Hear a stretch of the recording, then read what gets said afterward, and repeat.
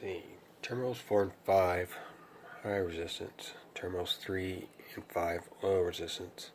Terminals 4, 3, high resistance. 6, no reading. And 1 and 2, I believe, are marked for 240 volts, which would be for the heating element. Yeah.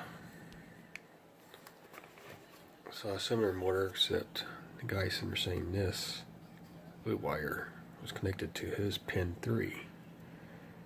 On mine it's 4.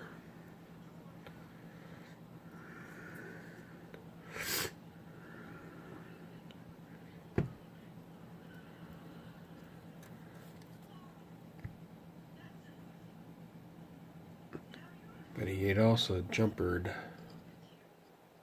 from this side to, I think, this one.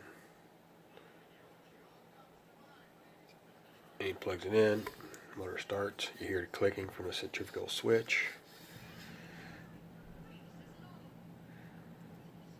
So yeah.